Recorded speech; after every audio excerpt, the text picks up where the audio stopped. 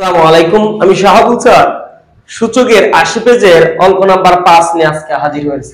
এখানে লিখে অঙ্কটি যা দেওয়া আছে আমরা তাই তুলে নিচ্ছি। কারো কি কোনো সমস্যা আছে? এখন কত আমরা কি জানি সব সময় এখানে যা থাকবে, এই যে এখানে কি দেখা যায় কত x, x কে প্রথমে কি করা লাগবে সূচকীয় পদ্ধতিতে প্রকাশ, কিন্তু প্রকাশ করা যায় না।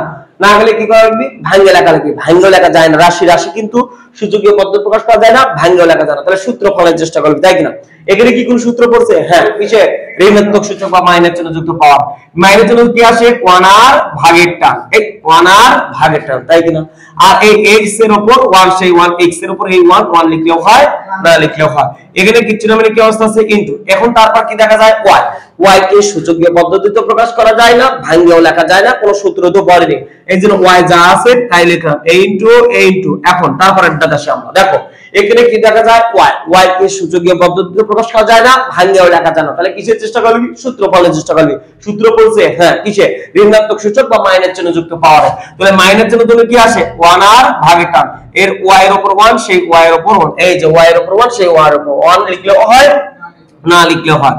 এখানে দেখো তো কি দেখা যায় যে z কে কিন্তু সূচকীয় পদ্ধতিতে প্রকাশ করা যায় না, ভাঙ্গেও লেখা যায় না, তাই কিনা? তার মানে যা আছে তাই লেখা লাগবে। তাহলে z যা আছে আমরা তাই লিখলাম ইনটু। আবার দেখো রুট আবার এখানে কি দেখা যায় z কে সূচকীয় পদ্ধতিতে প্রকাশ করা যায় না, ভাঙ্গেও লেখা যায় না। তাহলে সূত্র ফলা লাগবে। কিসের সূত্র পড়ছে? ঋণাত্মক সূচক বা মাইনাস চিহ্ন যুক্ত পাওয়ারের। এই মাইনাস চিহ্ন দিলে কি আসে? 1r ভাগের টান, z এর উপর 1, সেই z এর উপর 1 লিখলেও হয়, না লিখলেও হয়। দেখো আমরা বুঝলাম কিনা?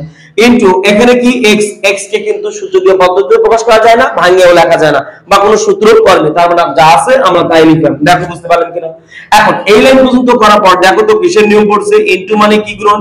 প্রত্যেকটাতেই কিন্তু ইনটু মানে ক্রস গুণ, অর্থাৎ ক্রস গুণের নিয়ম করছে। ক্রস গুণ থাকলে নিয়ম কি? কোনাকুনি, মানে এই কোনাকুনি কাটাকাটি করা যায়, বা এই কোনাকুনি কি কাটাকাটি করা যায়, বা এই কোন কোনাকুনি কিন্তু কাটাকাটি করা যাচ্ছে না। তাহলে নিয়ম লব লাভ গুণ আর হর, লব লাভ গুণ আর হর, হর গুণের মানে কি? উপরের গুলো গুণ আর নিচের গুলো গুণ। তাহলে দেখো 1 এর সাথে y গুণ করলে y ডিভাইডেড কি হয়? x ইনটু এখানেও কিন্তু তাহলে z আর ডিভাইডেড কি হচ্ছে? y, 1 আর z গুণ করে z নিচে y ইনটু দেখো আমরা কি লিখতে পারি? z x divided z। দেখো আমরা বুঝতে পারলেন কিনা? কোন সমস্যা আছে? এখন লক্ষ্য করে দেখো আর বোঝার চেষ্টা করো।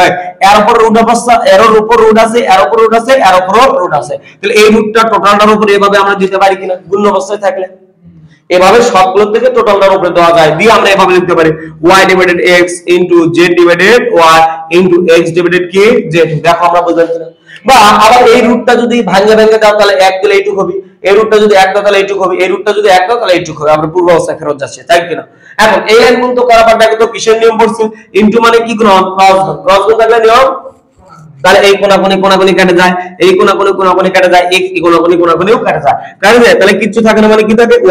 1 কে রুট করলে কি পাওয়া যায়? 1। এই তো অ্যানসার। দেখো আমরা বুঝতে পারলাম কিনা?